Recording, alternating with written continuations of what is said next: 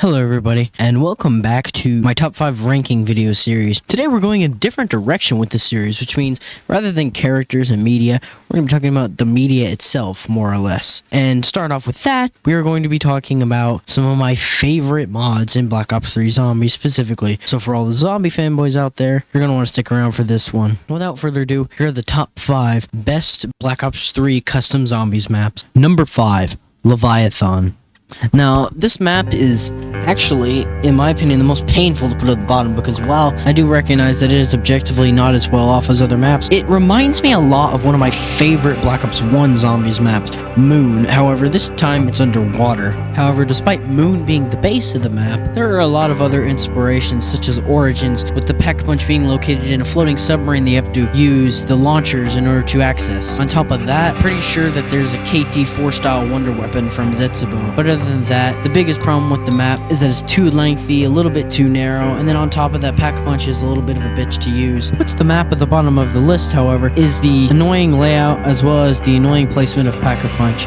Other than that, however, the map includes a bunch of Black Ops 1 weapons, as well as including some BO2 wonder weapons such as the Ray Gun Mark II, which overall enhance the experience. Number 4, Nightmare on Kermit Street. Now, the only thing that really makes this different from the previous map in terms of content is that it's a lot more simplistic. The perks and Pack-a-Punch sort of have an ascending order, and as well as the mystery box being on the first level and therefore easier to access. Pack-a-Punch is at the top level and the perks are all in between except for the Wonder Fizz, which is on like the 3rd level. What makes it better than Leviathan, however, is that because it's more predictable, it's easier to figure out where you're supposed to go. However, it's still on number 4 because basically the issue is that it's still pretty linear, and if you go down with Who's Who, it's pretty much of a bitch to get back, and it's basically impossible on high round. Number 3, Five Nights at Freddy's 3. Now look, I know it's ironic that a game with 3 in the title ends up at number 3 on the list, or a map of one, but hear me out.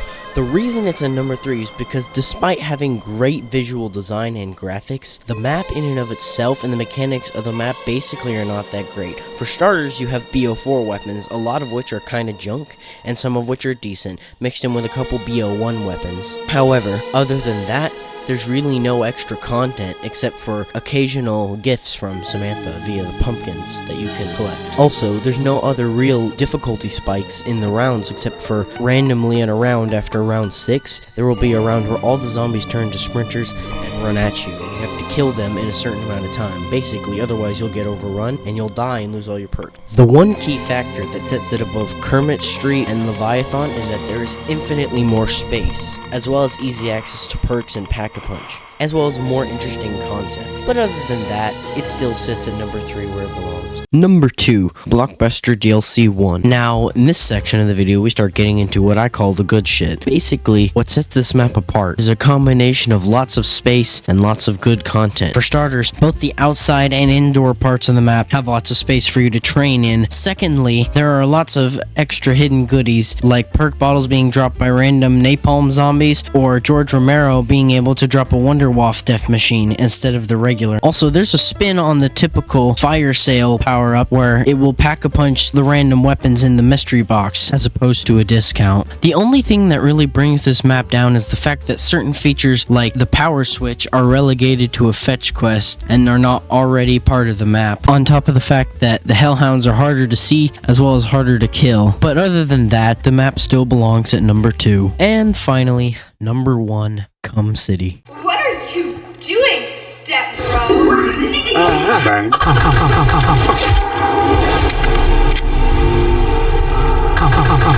Yeah, I don't know if much introduction is needed for this map, but basically, this map has all the good qualities that I listed above, except it has them all at once. For starters, it has a lot of space, even in the starting area, enough so where you can train for a few rounds. Secondly, it has very much easy access to perks and Pack-a-Punch, as well as having a unique mix of Black Ops 1, 2, and even some Black Ops 3 weapons. Also, the wonder weapons for this map are a unique blend of Black Ops 2 and 3 wonder weapons, and not just any random ones. The good ones. Weapons like the Apothecon Servant, the Staff from Origins, as well as the Ray Gun Mark II. Even has unique wall weapon buys such as the L96, the Galil, the AK-47, and even the MSMC from Black Ops 2. There are only really two main issues with this map. Number one, the walls are littered with memes, so that means it can be hard to see where you're going and it can be very easy to get dizzy. Number two, there are certain narrow hallways where it's easy to get caught unless you know what you're doing. It also has a funny little outro song.